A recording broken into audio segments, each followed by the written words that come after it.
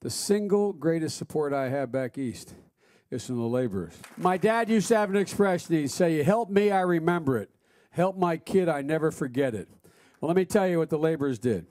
At the tail end, and I know this is something they're going to say I'm off message, but I mean, I'm with labor, I'm always on message. But I want to tell you what you guys did back in out of New Jersey, Pennsylvania, Delaware, and Maryland.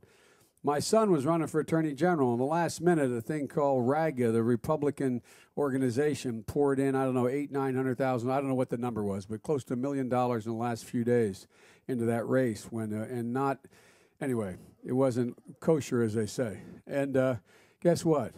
Ray Pacino and the laborers, they got together, and they absolutely brought out hundreds and hundreds of people.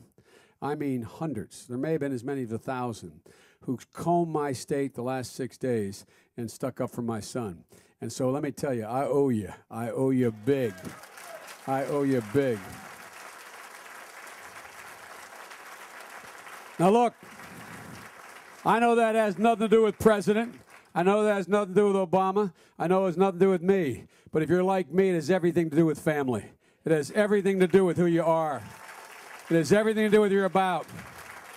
And I started my career in the Ironworkers Hall in Ellesmere, Delaware. Everything that's good that's happened to me, I'm not joking about this. Everything in my career that's happened to me that's been good, I started in labor halls and labor union halls in my state and around the country. Because, you know, we're talking about the middle class these days. Let's get something straight. And let John McCain and George Bush hear this. The reason there is a middle class is organized labor. Flat out. That's why there is a middle class. And that's no malarkey. That's a fact. That is a natural fact. And guess what? John McCain is my friend, and by the way, is my friend. We've argued like the devil. We've been friends before he even went to Congress. He was a Navy liaison. He was the guy that staffed me as I went around the world at the time when I was heading up the European Affairs Subcommittee as a young senator and dealing with Russia and now they call the near abroad, Eastern Europe. And we traveled all over the world together. He is my friend. We argued like the devil then, and we argue like the devil now about policy. But one of the defining differences between Barack Obama and Joe Biden on one side of the scale and my friend John McCain and Governor Palin on the other side of the scale is how we view labor. Ladies and gentlemen, John McCain has been a soldier along with Bush in a war.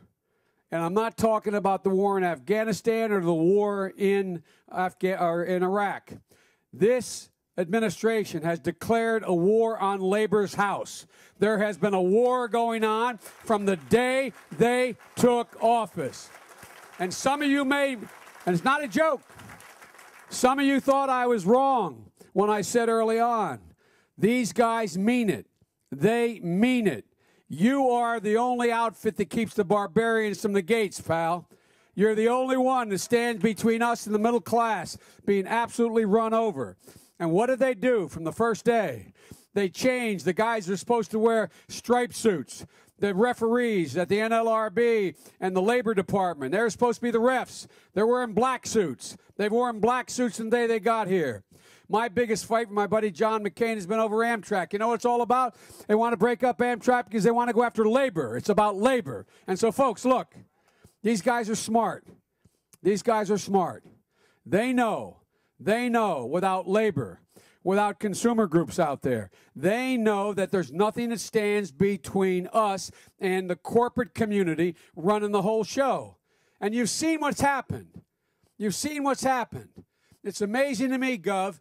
These guys have been in charge for 8 years. And now all of a sudden, John figures out there's greed on Wall Street. My Lord, give me a break. Give me a, oh my goodness, look at these guys. Come on. Come on. It was Lord Acton who once said, power corrupts, absolute power corrupts absolutely. What's been going on here? They've been taking away power. Look, what's the difference between some of you are as old as I am, some of you men, I don't see any women that old in here, but some of you men in here are that old.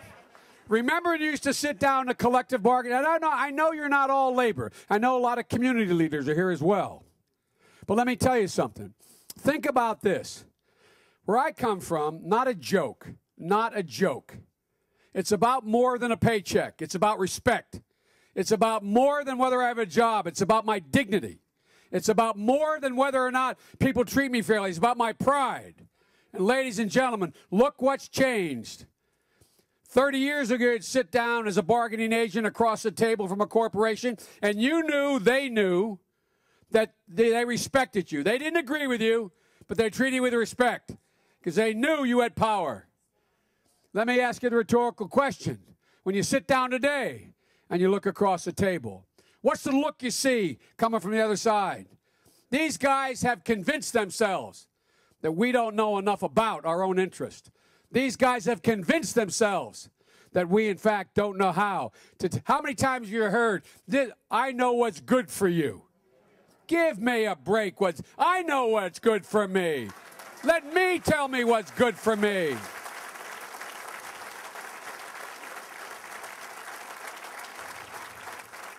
So look, what's been happening on Main Street is all of a sudden hit Wall Street. And all of a sudden, as we Catholics say, there's been a conversion on the way to Damascus. John has fallen off his horse. And he's looked up and said, oh, my Lord, there's greed. Oh, my Lord, we need more regulation and transparency. Well, I'm all for the converted. The problem is John got up and got back on the same horse. And what's he talking about now? What are the Republicans talking about?